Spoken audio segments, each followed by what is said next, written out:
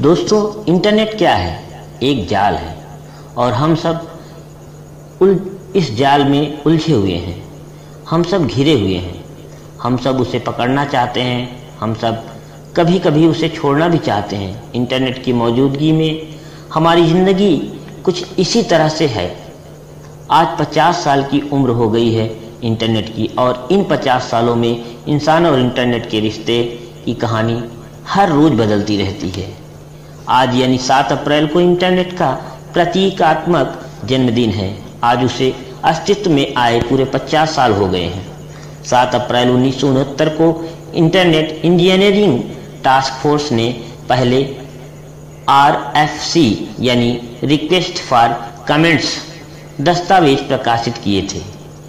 इन दस्तावेजों में शोध प्रस्ताव और इंटरनेट टेक्नोलॉजी पर लागू की जा सकने वाली कार्यप्रणालियों का समावेश है। इंटरनेट इंजीनियरिंग टास्क फोर्स इन्हें नए मानकों के रूप में अपनाती है। इन दस्तावेजों की खोज 1969 में स्टीव क्रोकर ने की थी। इनका मकसद इंटरनेट के विकास हेतु टिप्पणियों को रिकॉर्ड करना था। उस दौरान इंटरनेट को ARPANET कहा जाता था। ARPANET का मतलब है advance research project agency network.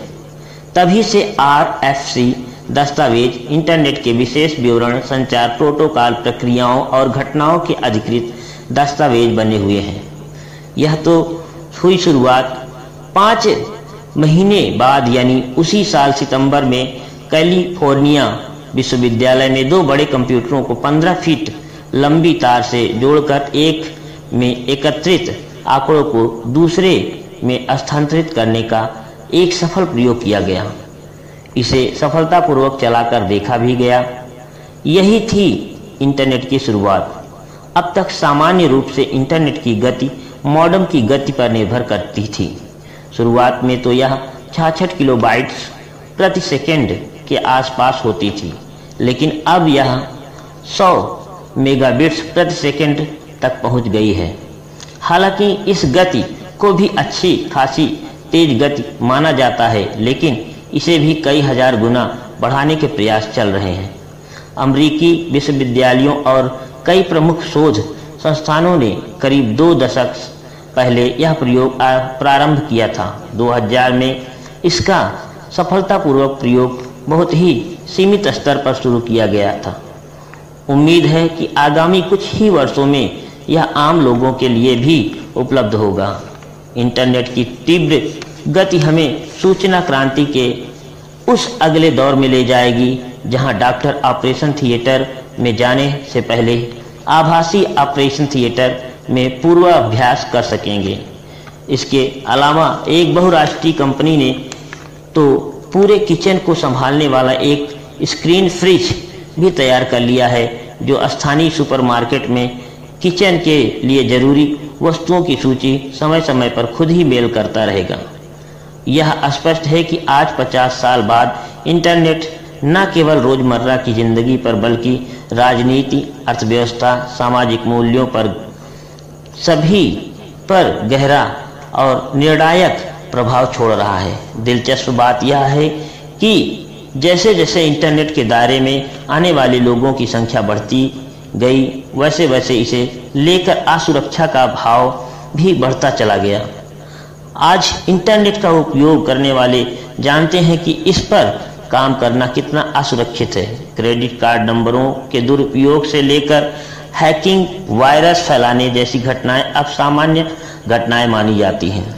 पूरी दुनिया में साइबर क्राइम अपने उफान पर है, जिससे निपटने के लिए विशेषज्ञों की सेवाएं ली जा रही हैं। साइबर क्राइम के नए नए तरीके ईजाद हो चुके हैं, लेकिन इन सब के बावजूद यह सच है कि उस क्षण को इतिहास में भुलाया नहीं जा सकता जब प्रोफेसर क्लेनरॉक के साथ उनके शोध छात्रों स्टीफन क्रोकर और विंट सर्फ ने इस प्रयोग को सफलतापूर्वक अंजाम दिया था। इसके बाद 1970 की शुरुआत में ही कई कंप्यूटरों के बीच सूचनाओं की अदला बदली आसानी से होने लगी। इसके बाद कुछ साल बाद ईमेल ईजाद हुआ। फिर 70 के दशक में TCP अथवा IP प्रोटोकॉल का निर्माण किया गया। इसके लगभग एक दशक बाद वेबसाइटों का नाम और पता रखने का तकनीक का आविष्कार किया गया, जिसके चलते आम आदमी को भी वेबसाइट चलाने, देखने, ईमेल भेजने और प्राप्त करने की सुविधा उपलब्ध हो गई। गौरतलब है कि आरंभिक दौर में इंटरनेट का इस्तेमाल सामरिक और वैज्ञानिक हलकों में सीमित मात्रा में किया जाता था। आज सर्फ और क्रोकर 75 साल की उम्र में भी इंटरनेट के विकास से जुड़े मुद्दों पर शोध में जुटे हुए हैं। दोनों का मानना है कि अब तक उनकी इन महान खोज में यदि कोई कमी रही है तो वह सुरक्षा के प्रावधानों की है, जिसके चलते साइबर दुनिया को नियंत्रित और पूरी तरह व्यवस्थित करना अभी भी बहुत बड़ी चुनौती है। दोस्तों, अब जानिए वेब का इतिहास। 1962 में JCR लिकलाइडर ने इंटरगैलेक्टिक नेटवर्क के बारे में सुझाया। 1969 में ARPANET की स्थापना हुई। 1974 में पहली बार इंटरनेट का इस्तेमाल किया गया। 1983 में ARPANET पर TCP/IP मानकीकृत की गई। 1991 में www का सारांश टिम बर्नर्स-ली ने बनाया। 1994 में www संघ की स्थापना हुई। 1994 में नेटस्केप कम्युनिकेशन की स्थापना हुई। प्रारंभिक तौर पर नेटस्केप नेविगेटर को रिलीज किया गया। 1998 में गूगल की स्थापना हुई और 1999 में ब्लॉगर को लॉन्च किया गया। 2001 में विकिपीडिया लॉन्च हुआ और 2004 में फेसबुक की स्थापना की गई। 1999 में 2.0 टर्म सामने आया और 2004 में पहला वेब 2.0 शिखर सम्मेलन किया गया। अगर वीडियो पसंद आए तो इसे लाइक शेयर जरूर करें।